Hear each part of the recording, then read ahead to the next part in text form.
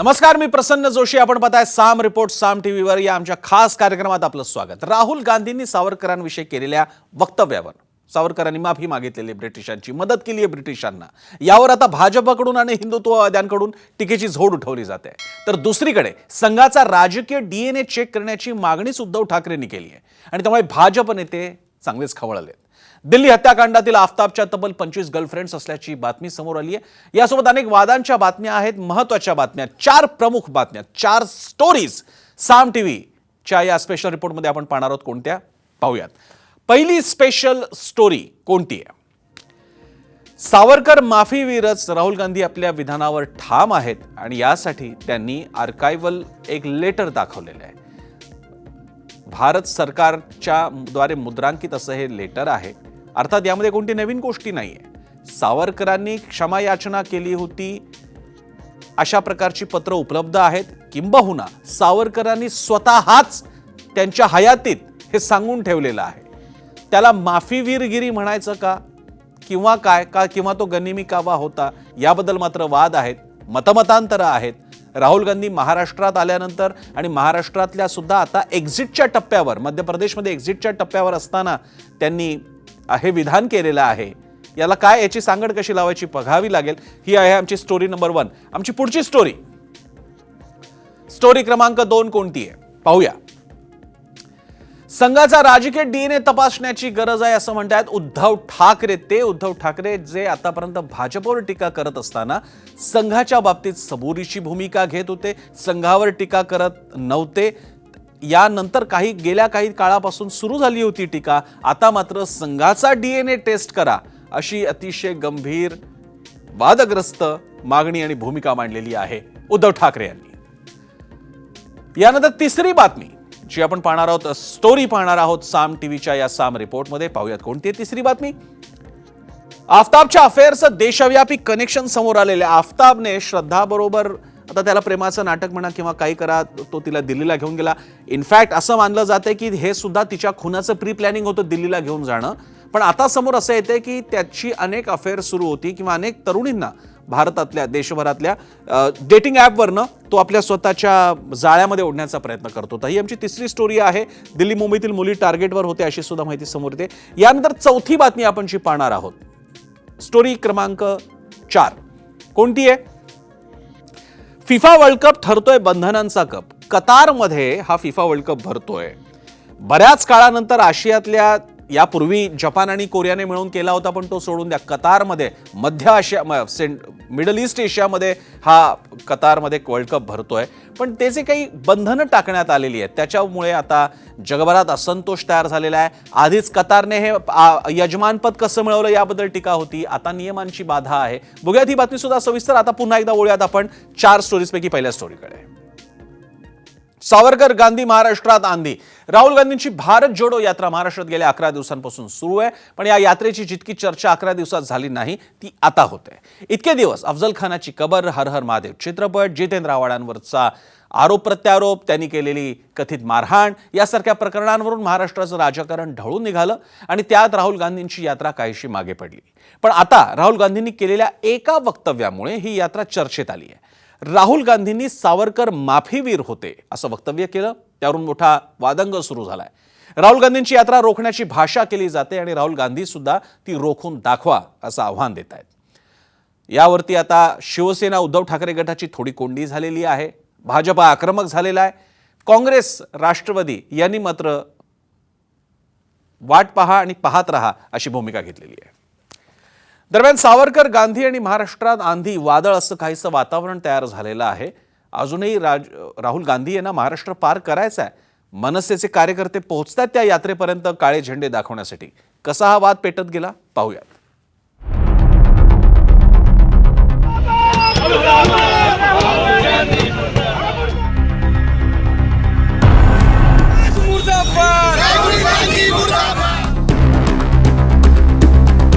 शांततेत सुरू असलेल्या भारत जोडो यात्रेच्या महाराष्ट्रातल्या टप्प्यात राहुल गांधींनी स्वातंत्र्यवीर सावरकर यांच्या विषयाला हात घातला आणि वादाची ठिणगी पडली. अंग्रेज उस टाइम के सुपर पावर थे, दुनिया में सबसे बड़ी शक्ति थी. और 24 साल के बिरसा मुंडा जी ने उनका मुकाबला किया और 1 इंच पीछे नहीं हटे और उनकी हत्या कर दी, उनको शहीद कर दिया गया। सावरकर जी 2-3 साल उनको अंडमान में बंद कर दिया, उन्होंने चिट्ठी लिखनी शुरू कर दी, हमें माफ कर दो, जो भी हमसे चाहते हो ले लो, बस मुझे जेल से निकाल दो। कुठेतरी लिहून देतो त्या राहुल गांधींना स्वातंत्र्यवीर सावरकरांचा स माहित नाही, दिलेलं वाचत 3-4 साल वो रहे। अरे या वेड्यांना एवढंही माहित नाही किती वर्ष ते होते, कसे ते होते। ये मेरे लिए सबसे जरूरी डॉक्यूमेंट है और इसमें आप देख लीजिए, ये सावरकर जी की चिट्ठी है जिसमें उन्होंने अंग्रेजों को लिखा है, सर मैं आपका नौकर रहना चाहता हूं। ये मैंने नहीं लिखा, ये सावरकर जी ने लिखा है। अगर फडणवीस जी देखना चाहते हैं इसको, वो भी देख लें। तो मैं तो इसमें बहुत क्लियर हूं, सावरकर जी ने अंग्रेजों की मदद की थी। राहुल गांधी यांनी नेहरूजींना वाचलेलं नाही, इंदिरा गांधीजींचा अभ्यास केला नाही।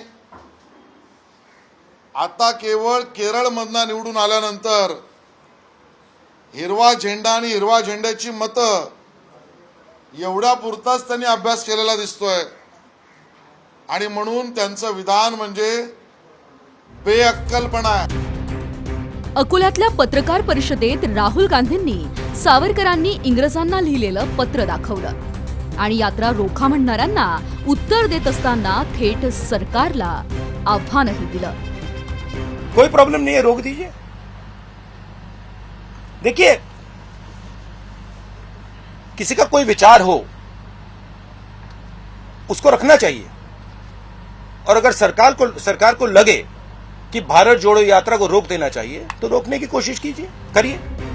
राहुल गांधी यांच्या सावरकरांबद्दलच्या या भूमिकेमुळे कोंडी झालीय ती राहुल यांच्या भारत जोडो यात्रेत सोबत करणाऱ्या ठाकरेंच्या शिवसेनेची।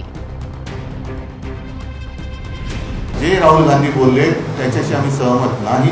स्वातंत्र्यवीर सावरकरांबद्दल आमच्या मनात अतीव आदर आणि प्रेम निष्ठा आहेतच, पण ज्या स्वातंत्र्यवीरांनी ज्या स्वातंत्र्यासाठी त्याग केला, अतीव हाल अपेष्टा सोसल्या, तेच स्वातंत्र्य अबाधित राखण्याची आज गरज आहे। उद्धवजी यांनी तरी बोटचेपी भूमिका घेऊ नये ही अपेक्षा होती, पण उद्धवजींनी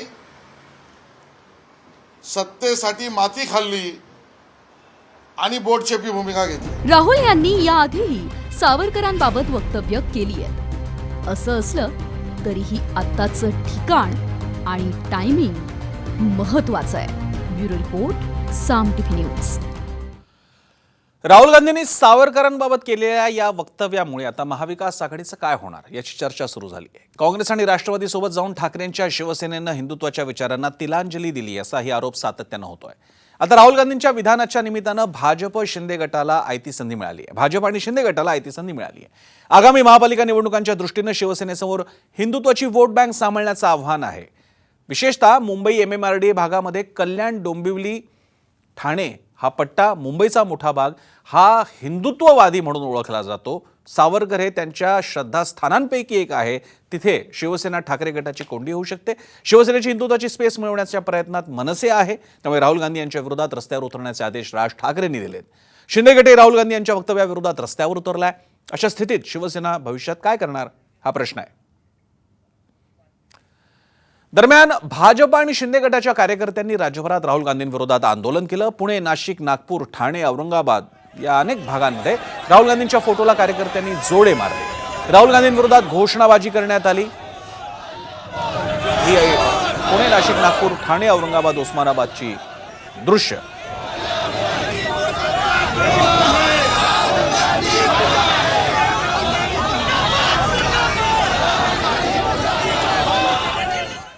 एकीकडे राहुल गांधींच्या विधानावरून राजकारण पेटलं असतानाच आता सावरकरांच्या वंशजांनीही यात उडी घेतली आहे। स्वातंत्र्यवीर सावरकरांबद्दल वादग्रस्त विधान केल्यानं राहुल गांधींना अटक करा, त्यांना धडा शिकवा अशी मागणी सावरकरांचे नातू रणजित सावरकर यांनी केली आहे। या प्रकरणी रणजित सावरकरांनी रितसर पोलीस स्टेशनमध्ये राहुल गांधी यांच्या विरोधात तक्रार दाखल केली आहे। दरम्यान राहुल गांधींच्या वक्तव्यावरून राज्यात राजकारण तापल्यानंतर आता काँग्रेस प्रदेशाध्यक्ष नाना पटोलेंनी स्पष्टीकरण दिले. म्हणतात बघूयात काय म्हणतात नाना पटोले. सावरकरजींनी ज्या पद्धतीनं जे पत्र इंग्रजांना लिहिलेलं होतं त्याही पत्राची कॉपी आपल्याला सगळ्यांना दिलेली आहे. त्यांना पेन्शन मिळत होती ते पण त्याच्यामध्ये आहे. पण मला एक कळत नाही की वैचारिक चर्चा झाली पाहिजे ना. हे पत्र खोटं आहे की काय आहे त्याच्यावरची चर्चा झाली पाहिजे. एकदम काळे झेंडे दाखवतो बिलकुल आम्ही त्यांचं स्वागत करू, गुलाबाची फुलं देऊ, त्यांना प्रेमाचा संदेश देऊ. आम्हाला कुठलंही नाही, आम्ही जोडण्यामध्ये आहोत. ज्याला तोडण्यामध्येच आनंद आहे त्यांच्याशी आम्हाला चर्चा करायचं आणि त्यांच्याबद्दलची चर्चा करण्याचं काही कारणच नाही. या बाबतीत बोलण्यासाठी आपल्यासोबत स्वतः रणजित सावरकर आहेत, सावरकरांचे नातू. रणजित सावरकरजी, आपलं स्वागत आहे साम टीव्हीवर. माझा पहिला प्रश्न आहे, सावरकरांचे कथित माफीनामे, क्षमापत्र ज्याचा उल्लेख केला जातो, हा यापूर्वीपासून त्यांच्या हयातीतच सावरकरांनी याबद्दल सांगितलेले, पण अजूनही हा मुद्दा महाराष्ट्रामध्ये येत असतो. पुन्हा एकदा आता राहुल गांधींमुळे आलेला आहे. काय म्हणणं आहे आपलं?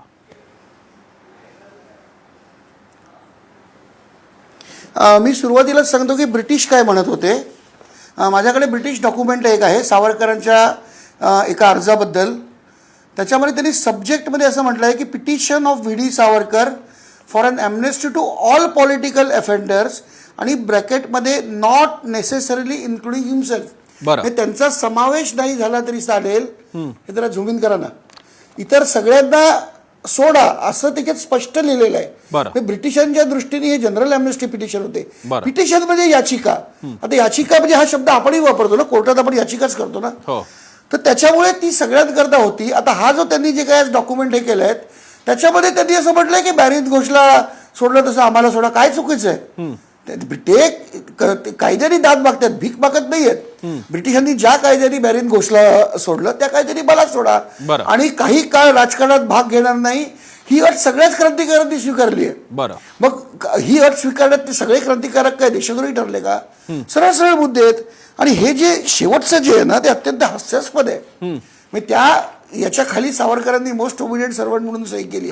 हे म्हणतात मैं आपका सेवक बनना चाहता हूं. आता माझ्याकडे गांधींचं पत्र आहे तर त्याचा मी अर्थ असा करू का, तुमचा आज्ञाधारक नोकर बनून राहण्यात मला सन्मान आहे. हे बघा हा गांधींची सही आहे. याचा अर्थ काय असा काढायचा का? हे त्या काळच्या महिन्याच्या पद्धती होत्या. हे सगळेच मोठे मोठे ऑफिसर एकमेकांना हे लिहित होते, रिमेन युअर ओबिडियंट सर्वंट. तर ह्याचा म्हणजे ह्यांचा मूर्खपणा किती आहे हेही सिद्ध होतं. पण कुठलाही एक शब्द जर मला दिसला तर तो लगेच वापरायचा. मोस्ट ओबिडियंट सर्वंट गांधींनी पत्र लिहिलं, मी दाखवलंय तुम्हाला. याचं उत्तर द्या ना मला. बरं, दुसरी गोष्ट, सावरकरांनी कधीही म्हटलं नाही की मी तुमची सेवा केली किंवा करीन. गांधींचं 20 सालचं हे पत्र दाखवतंय ना मला. मी गांधींचं 20 सालचं एक पत्र दाखवतो. त्याच्यात गांधी म्हणतात की no Indian has cooperated with the British government more than I have for the unbroken period of 29 years. 20 साली सावरकर सडत होते तुरुंगात 1910 पासून. आणि गांधी त्याच्या 19 वर्ष आधीपासून ब्रिटिशांची निष्ठेने सेवा करत होते असं दाखला ते स्वतः देत आहेत. ही ओपन सगळी पत्र आहेत. तर मला वाटतं राहुल गांधींनी हे विचार करावा आणि कुठेतरी एखाद्या मोठ्या पत्रातल्या 2 ओळी काढून आणि त्याच्यामध्ये काय ते भूमिका काय आहे, त्याच्यामध्ये त्या काळची परिस्थिती काय होती ही बघून हे करायला पाहिजे. नुसतं 2 ओळींनी त्याचा संदर्भ होत नाही. रणजितजी, आपण सविस्तर प्रतिक्रिया दिली साम टीव्हीला, यासाठी आभार. हा विषय इतक्या लवकर संपेल असं दिसत नाही, कारण आपण म्हणालेला हा राहुल गांधींना धडा शिकवला पाहिजे. मनसे आक्रमक झालेली आहे, भाजप सुद्धा आक्रमक झालेली आहे. तुमचा हा विचाराला तर राहुल गांधी कशा प्रकारे प्रत्युत्तर देणार, तुम्ही त्यांच्याशी संवाद साधणार आहात का, हे मात्र बघावं लागेल. तुर्तास धन्यवाद साम टीव्हीशी कनेक्ट झाल्याबद्दल. आता बातमी आहे राजकारणातल्या डीएनए टेस्टची. ही डीएनए टेस्ट माणसांची करायची नाहीये, जगातल्या सगळ्यात मोठ्या संघटनेचा दावा करणाऱ्या राष्ट्रीय स्वयंसेवक संघाची करायची. भारतात राहणाऱ्या सगळ्यांचा डीएनए एकच असं सरसंघचालक मोहन भागवत यांनी कालच म्हटलं होतं. तोच धागा पकडत उद्धव ठाकरे यांनी संघाचा राजकीय डीएनए शोधावा लागेल असा टोला लगावला. त्यावर भाजपनेही आता पलटवार केलाय. सावरकर प्रकरणावरून वाद पेटला असताना शिवसेनेच्या विचारसरणीवर टीका होते, त्यावरचा वाद आता डीएनए पर्यंत जाऊन पोहोचलाय.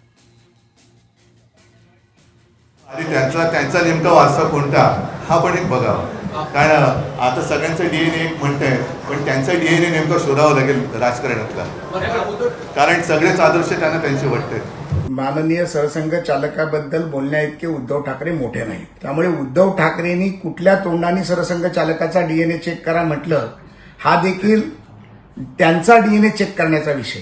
माझी तर या माध्यमातून मागणी आहे की आता आदित्य ठाकरे आणि उद्धव ठाकरेंचा डीएनए आम्ही चेक केला पाहिजे. या उद्धव ठाकरेंच्या वादग्रस्त होऊ शकणाऱ्या विधानाबद्दल बोलण्यासाठी आपल्यासोबत आहेत भाजपचे आमदार आणि नेते अतुल भातखळकर. अतुल भातखळकरजी, आपलं स्वागत आहे साम टीव्हीवरती. आतापर्यंत उद्धव ठाकरे यांनी भाजपवरती अनेकदा टीका केलेली आहे आणि हे असं अनेकदा निरीक्षणास आलेलं आहे की भाजपवर टीका करताना ते संघाबद्दल फार काही बोलायचे नाही, टीका तर नक्की नाही करायचे, पण आता थेट संघाचा राजकीय डीएनए टेस्ट केली पाहिजे अशी ती भाषा करतायत. याकडे आपण कसं पाहताय? नाही, मुळामध्ये उद्धव ठाकरेंनी हिंदुत्व मराठी सगळं सोडलेलं आहे आणि त्याच्यामुळे याच्यापूर्वी सभागृहात सुद्धा ते हेच भाषा बोललेले आहेत की तुमची मातृसंस्था कुठे होती स्वातंत्र्याच्या आंदोलनामध्ये. म्हणजे मला तर असं वाटलं त्यावेळेला आणि आज सुद्धा की बहुतेक उद्धव ठाकरेच अंदमानमध्ये कोलू फिरवत होते की काय. कारण ते फडणवीसला सांगतायत की जे स्वातंत्र्य चळवळीत नव्हते त्यांनी स्वातंत्र्याविषयी चळवळीविषयी बोलू नये. बरं, मग उद्धव ठाकरे कधी होते स्वातंत्र्य चळवळी. बरं. आणि त्याच्यामुळे उद्धव ठाकरे सैर बहिर झालेलं एक राजकीय व्यक्तिमत्व आहे. त्यांची अवस्था पुलंच्या चांगल्या भाषेत सांगायचं तर त्यावेळेच्या मध्यवर्गीय समाजाचं वर्णन करताना पुलं असं बोलले होते की सोळं सोडलंय आणि ओळं सापडत नाहीये. उद्धव ठाकरेंची अवस्था, त्यांच्या जो काही शिल्लक सेना आहे त्यांची अवस्था अशी आहे की हिंदुत्व सोडलं, मराठी बाणा सोडला आणि नवीन विचार हे शब्द सुद्धा उद्धव ठाकरे आणि त्यांच्या कंपनी करता फार मोठे आहेत आणि त्यामुळे त्यांना कुठलीही धोरण नाही, त्यांना कुठलीही दिशा नाही. आता केवळ आणि केवळ राहुल गांधी जे म्हणतील त्याच्या मागे फरफटत जाणं एवढंच त्यांच्या नशिबी आलेलं आहे आणि त्याच्यामुळे त्याच्यावर ते मनात येईल ते विधानं करतायत. मूळ मुद्दा काय आहे? मूळ मुद्दा भारतीय जनता पार्टीचं हिंदुत्व, भारतीय जनता पार्टीचं काय हा मुद्दा नाही हो. बरं, लोकांच्या दृष्टीने हा मुद्दा आहे. बरं, की तुम्ही दुसऱ्यांनी त्यांच्या वडिलांचं नाव वापरायचं पण नाही. मग भले तुम्ही आपल्या वडिलांचं स्मारक जनतेच्या 400 कोटी रुपयाच्या पैशावर करताय, पण इतरांनी नाव वापरायचं नाही, उल्लेख करायचा नाही. मग वडिलांच्या वैचारिक वर्षाचं काय? बरं, वडिलांनी मणिशंकर अय्यरच्या प्रतिमेला सावरकर स्मारकात जाऊन त्या वयामध्ये जाऊन जोडे मारले कारण त्यांनी सावरकरांच्या विषयी वाईट उद्गार काढले. बरं, या वैचारिक वर्षाचं काय आहे याचं उत्तर उद्धव ठाकरेंनी दिलं पाहिजे. बरं. भातखळकरजी, खूप खूप धन्यवाद. आपण सविस्तर प्रतिक्रिया दिली. भाजपनं आता हा विषय अगदीच धसास लावून घ्यायचं ठरवलेलं दिसतंय. धन्यवाद आपल्या प्रतिक्रियेसाठी. इथे क्रूर कर्मा आफताबचं श्रद्धा मर्डर प्रकरण दिवसेंदिवस अधिक गुंतागुंतीचं होत चाललेलं आहे. हे प्रकरण बाहेर आलं, आता त्याबद्दलचे अनेक खुलासे समोर येत आहेत. त्यातलंच एक महत्वाचं म्हणजे त्याच्या तब्बल 20 ते 25 मैत्रिणी होत्या. पोलिसांना ही माहिती मिळाली आहे. काय आहे हे नवीन प्रकरण? आफताब आणि श्रद्धा मृत्यू प्रकरण गुंतागुंतीचं काय होत आहे पाहूया.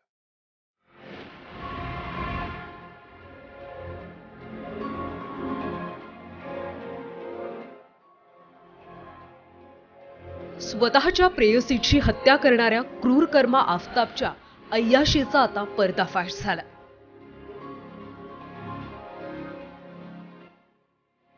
श्रद्धासोबत लिव्ह इन मध्ये राहत असताना आणि तिचा निर्घुणपणे खून केल्यानंतरही आफताबनं ही अय्याशी काही सोडली नाही आणि यासाठी त्यानं वापरले ऑनलाईन डेटिंगचे ऍप्स. त्याच्या या असंख्य गर्लफ्रेंडचं नेटवर्क भारतभरात होतं. पोलिसांना मिळालेल्या माहितीनुसार अशा प्रकारे तब्बल 20 ते 25 गर्लफ्रेंड्स आफताबच्या होत्या. विशेषतः दिल्ली आणि महाराष्ट्रातल्या मुली त्याच्या टार्गेटवर होत्या. अनेक वेगवेगळ्या सिम कार्डचा वापर करत तो या ऍप्सच्या माध्यमातून मुलींना आपल्या प्रेमाच्या जाळ्यात ओढायचा.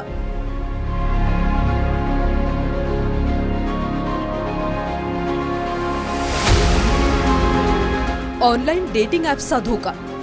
अनेक मुला-मुलींना प्रेमाच्या जाळ्यात ओढणं, विश्वास आणि सहानुभूती निर्माण करणं, वैयक्तिक संकटांचं कारण सांगून पैशांची मागणी करणं, परदेशी नोकरी करत असल्याचं भासवणं, प्रश्नांची अस्पष्ट उत्तरं देणं, कौतुक करणं, रोमॅन्टिक बोलणं, फोन नंबर आणि घरचा कामाच्या ठिकाणचा पत्ता विचारणं, धमकावणं किंवा दबाव टाकणं.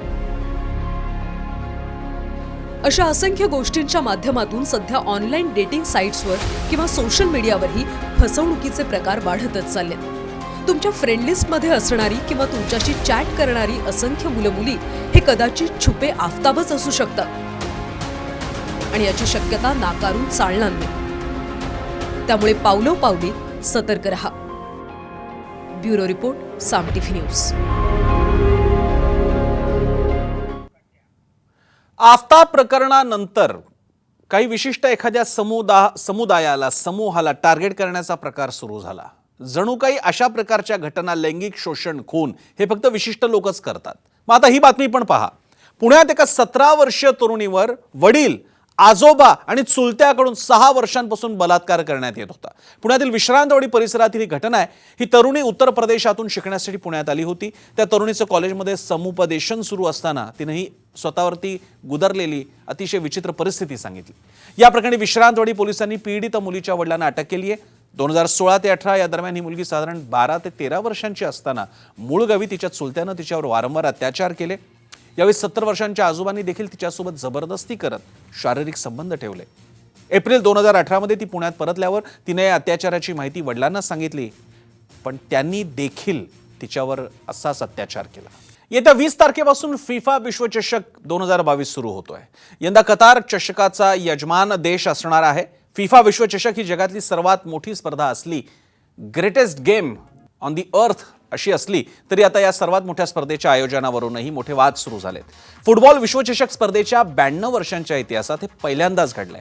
जेव्हा चषक अरब देशात आयोजित केला जातोय, त्यात आता अरब देश असलेला यजमान कतार आपल्या संस्कृतींना या विश्वचषकात रुजू पाहत असल्याची चर्चा. कतारनं काही असे नियम चषकात लावलेत ज्याचा चाहत्यांपासून काही देशांच्या टीममधील खेळाडूंनीही तीव्र विरोध केलाय. कतारने नेमके असे कोणते नियम लावलेत की ज्यामुळे या कतारला कपपेक्षा नको त्या गोष्टींसाठी चर्चेत आलाय हा देश? पाहूयात ग्राफिक्सद्वारे. सामना सुरू असताना बियर पिण्यास मनाई. आता फिफा वर्ल्ड कपचा मुख्य स्पॉन्सर असणारा बडवायझर हा एक मद्यपेयाचा ब्रँड असल्याने कतारने त्यांनाही जाहिरात दाखवायला मनाई केली आहे. स्लीवलेस शॉर्ट कपडे घालण्यास मनाई. कतारमध्ये 40 डिग्री टेम्परेचर असताना स्लीवलेस आणि शॉर्ट घालायला मनाई. सामन्यादरम्यान प्रेम प्रदर्शन करायला मनाई. अरे मग वर्ल्ड कप बघायला जायचं कशाला? खांद्याखालील आणि गुडघ्यावरील भाग खुला ठेवण्यास मनाई. ही सगळी मंडळी परदेशात जाऊन तेच बघणार. कतारमधले लोक बाकीचे सगळं बघणार, पण स्वतःच्या देशात मात्र यांना आंतरराष्ट्रीय संस्कृती नकोय. सामन्यादरम्यान फोटो काढण्यास मनाई. वर्ल्ड कप जाहीर कशाला केलाय मग त्या देशामध्ये? हे अशा प्रकारच्या वादग्रस्त आणि एकूणच असे संस्कृती रक्षक ठिकठिकाणी असतात. कतार हा त्या बाबतीत आणखी पुढचं पाऊल गेलेला आहे. एक आंतरराष्ट्रीय सामन्यामध्ये त्यांना मात्र स्वतःच्या जुनाट गोष्टी तिकडे लादण्यामध्ये जास्त रस आहे.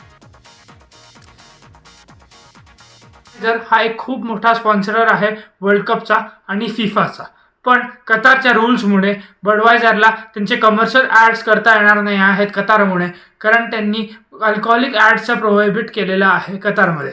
आता आपली फक्त एवढीच एक होप असेल की जेव्हा वर्ल्ड कप स्टार्ट होईल 20 नोव्हेंबरला, तेव्हा कुठल्याही कॉन्ट्रोवर्सीजमुळे वर्ल्ड कपला काही प्रॉब्लेम होणार नाही आणि आपल्याला नेहमीसारखा एक चांगला आणि एंटरटेनिंग वर्ल्ड कप बघता येईल. नागपूर म्हटलं की आपल्या डोळ्यासमोर येतात संत्री. संत्रा सिटी नागपूर, मिहान सिटी नागपूर. मात्र याच विदर्भातला संत्रा उत्पादक शेतकरी आता मेटाकुटीला आलाय. बांगलादेशनं भारतीय संत्र्यावरचं आयात शुल्क वाढवल्यानं छोट्या आकाराची संत्री फेकून देण्याची वेळ शेतकऱ्यांवर आली आहे. या संत्र्यांची खरेदी करणारा परदेशी ग्राहकच नसल्यानं शेतकऱ्यांचं आर्थिक उत्पन्न घटलंय. याची मोजदाद करायची झाली तर दररोज साधारण 200 ट्रक संत्री ही बांगलादेशला जायची. मात्र आता ही संख्या केवळ 20 ट्रक इतकी झाली आहे.